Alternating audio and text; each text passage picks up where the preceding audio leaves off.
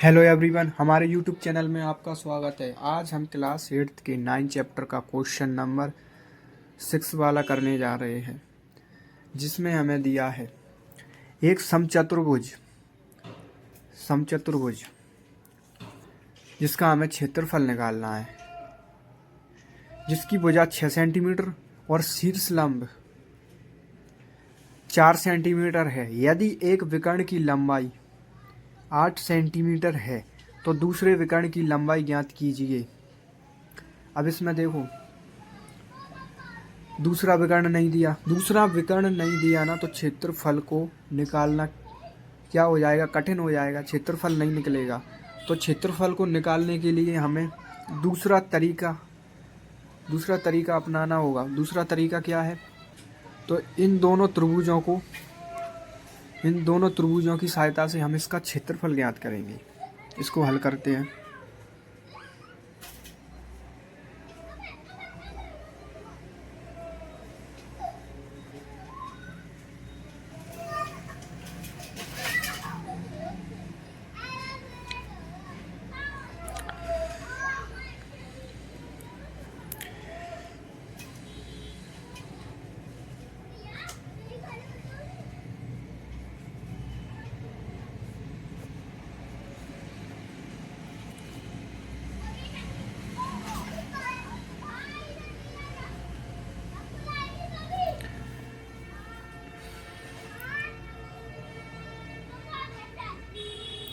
समचतुर्भुज का क्षेत्रफल इसमें लगेगा नहीं, इसलिए हम दो त्रिभुजों का क्षेत्रफल लगा देंगे। त्रिभुज का क्षेत्रफल क्या होता है, इसमें 2 का गुणा कर देंगे क्योंकि 2 त्रिभुज है। त्रिभुज का क्षेत्रफल होता है 1/2 इंटू आधार गुणा ऊंचाई।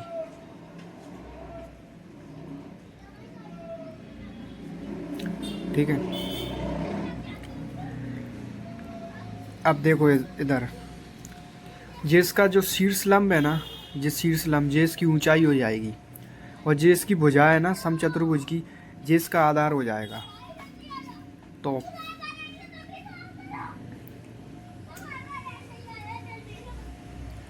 आधार कितना दिया है, 6 आ जाएगा। ऊंचाई कितनी दी है, 4, तो 4 आ जाएगा। अब इधर देखो, ये 2 से 2 कैंसिल, 6 चौक 24 सेंटीमीटर क्या आ गया, क्षेत्रफल आ गया।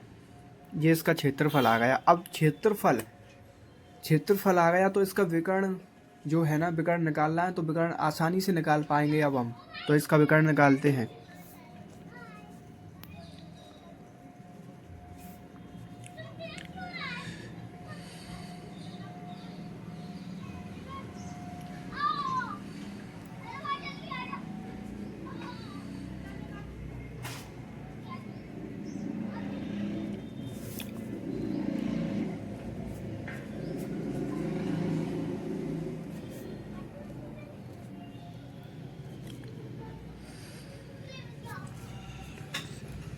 समचतुर्भुज का क्षेत्रफल रियलिटी में क्या होता है, रियलिटी में होता है 1/2 इंटू विकर्णों का गुणनफल।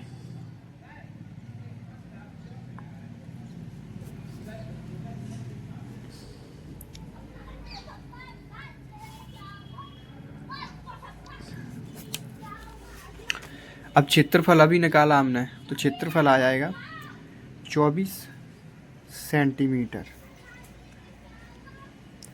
1/2 इंटू विकर्ण दिया है। देखो, एक विकर्ण दिया है 8, विकर्ण 1 इंटू विकर्ण 2। ठीक है, 24 सेंटीमीटर बराबर 1/2। एक विकर्ण दिया है 8 और एक विकर्ण हमको निकालना है।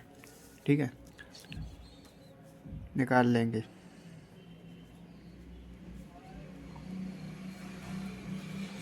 चौबीस जी कट जाएगा, कितने बचे, 4 इधर बचा, 4 B2 मतलब दूसरा विकर्ण,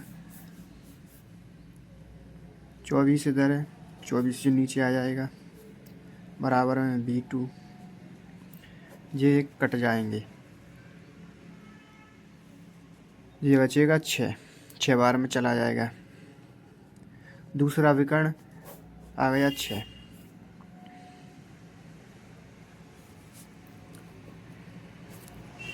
आंसर क्वेश्चन नंबर 7वां, किसी भवन के फर्श में समचतुर्भुज के आकार की 3000 टाइल्सें हैं और इनमें से प्रत्येक का विकर्ण, उसकी जो लंबाई है ना 45 सेंटीमीटर 30 सेंटीमीटर है, 4 रुपये प्रति वर्ग मीटर की दर से इस फर्श को पॉलिश करने का खर्चा ज्ञात करना है। ठीक है, हर एक टाइल्स का हमें पहले क्या निकालना होगा, क्षेत्रफल निकालना होगा। जो क्षेत्रफल निकलेगा उस क्षेत्रफल का 3000 में क्या कर देंगे, इंटू कर देंगे। इसके बाद हम फिर 4 रुपये प्रति वर्ग मीटर की दर से फर्श का व्यय ज्ञात करेंगे। ठीक है, इसको हल करते हैं।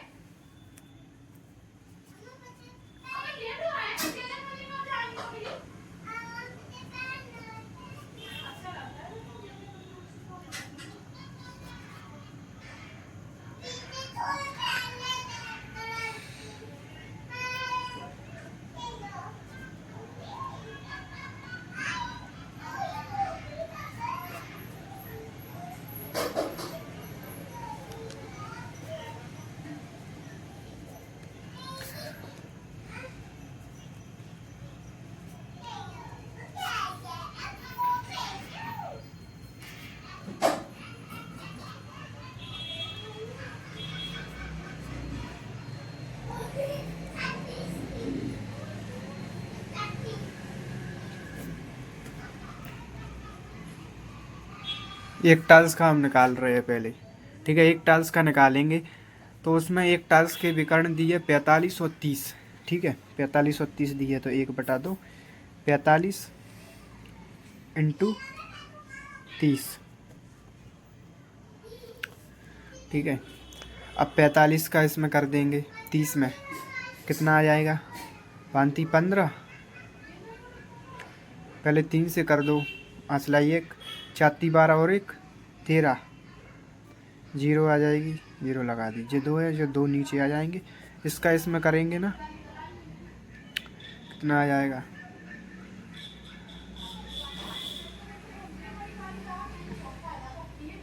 675 आ जाएगा।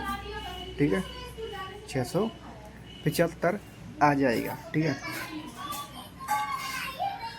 अब क्या करेंगे हम, ये 675 किस में आ गया, सेंटीमीटर स्क्वायर में आ गया।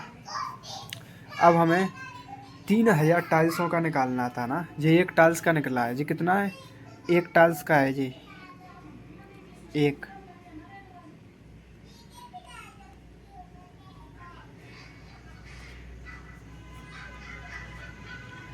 टाइल्स का है। ठीक है, 3000 टाइल्स का क्षेत्रफल निकालना है।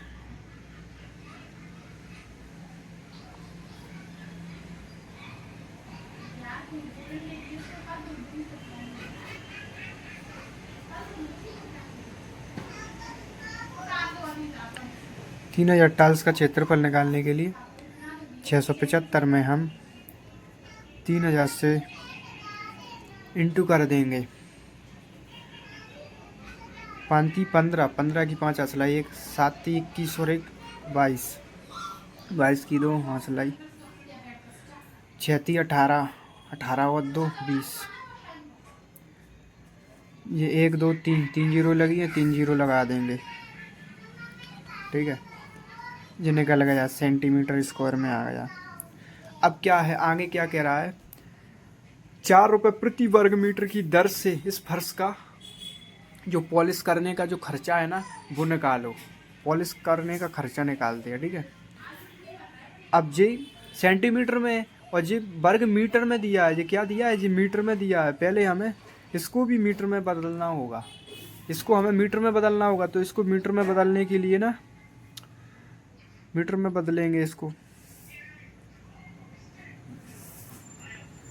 मीटर में बदलने के लिए 100 × 100 का क्या कर दो, भाग कर दो इसका। जीरो से जीरो कैंसिल, जीरो से जीरो कैंसिल, जीरो से जीरो कैंसिल, कितना आ जाएगा 20, 202.5, 202.5 आ जाएगा। अब इसका कुल व्यय निकालेंगे।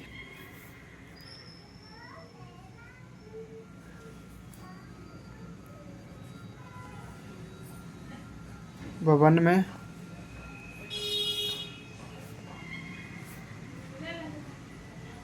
फर्श को पॉलिश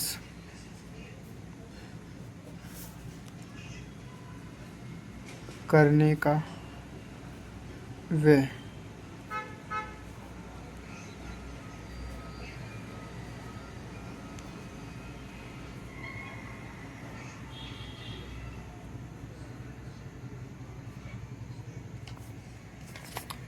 देखो, अब इसमें हम गुणा करेंगे, गुणा करेंगे ना, 5 चौक 20 होते हैं, 2 जहाँ पर, 0 जहाँ पर, 2 4 दूनी 8 और 1, 8 और 2 10, 10 की 0, हंसलाई 1, 1 इधर आ जाएगी, 4 एकम 4, 4 दूनी 8, पॉइंट लगा 1 अंक बाद, तो पॉइंट 1 अंक बाद लगा देंगे, 810 आंसर आ जाएगा। क्या आ जाएगा इसका 810 आंसर।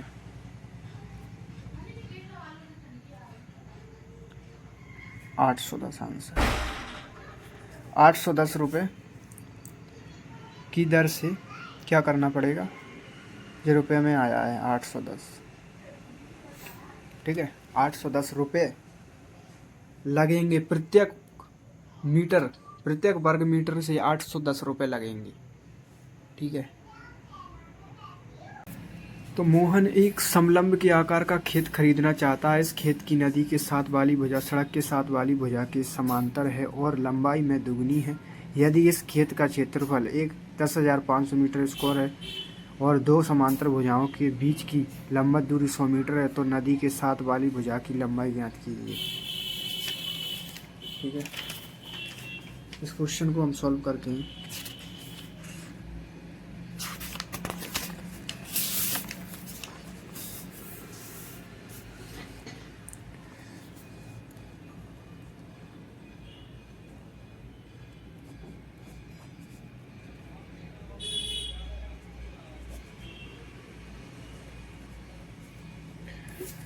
ये देखो, इस क्वेश्चन में कहा है कि सड़क की नदी के साथ वाली भुजा सड़क के साथ वाली भुजा के समांतर है नदी, ठीक है, और लंबाई में दुगनी है। दुगनी कौन है, नदी, नदी वाली भुजा दुगनी है, दोगुनी है, ठीक है। तो हमने इसको x मान लिया क्योंकि दी नहीं है लंबाई, सड़क की x मान लिया तो जो 2x हो गई। तो इसको हल करते हैं हम। हमें समांतर भुजाओं के बीच की दूरी निकालना है, ठीक है, रियलिटी में।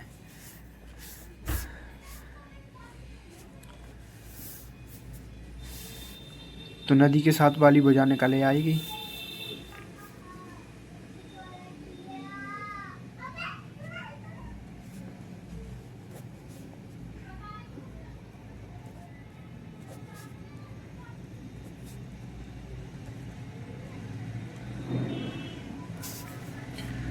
समलंब खेत का क्षेत्रफल कितना दिया है, 10,500 दिया है, ठीक है। इसका सूत्र होता है 1/2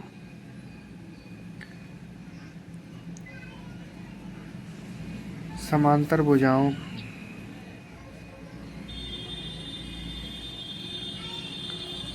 का योग इनटू हाइट।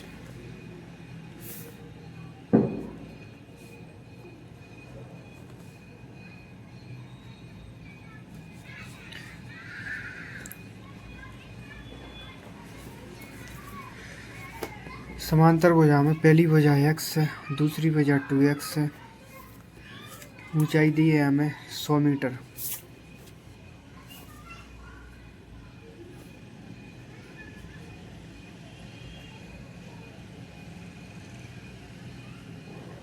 ये दी है हमें 100।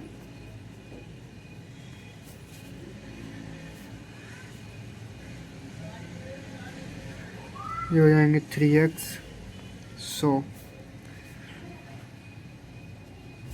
इसका इसमें गुणा होगा तो आ जाएंगे 300x बटे में 2 10,500। ठीक है, इससे जो कट जाएगा 150 बचेंगे। 150x 10,500, एक्स इधर ही रह जाएगा 10,500, इधर 150 नीचे आ जाएंगे, 0 से 0 कट जाएगी। अब ये 3 से कटेगा, 3 पंजे 15।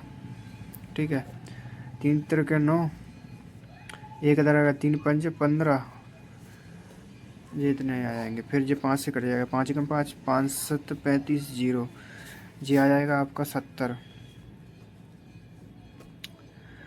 ठीक है, कितना आ गया 70। जे आई सड़क वाली भुजा, सड़क वाली भुजा की लंबाई कितनी है 70 है। क्या है 70। ठीक है,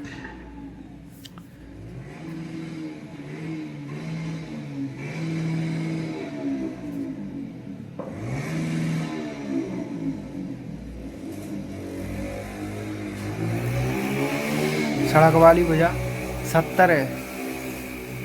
ठीक है,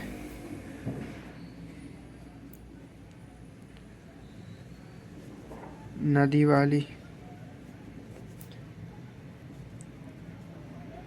भुजा की लंबाई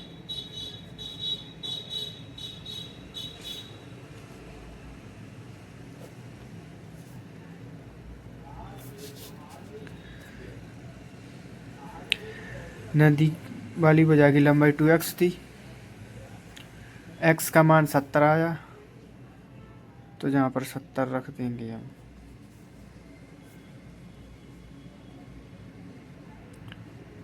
तो जो आ गया 140, आंसर 140 आ गई।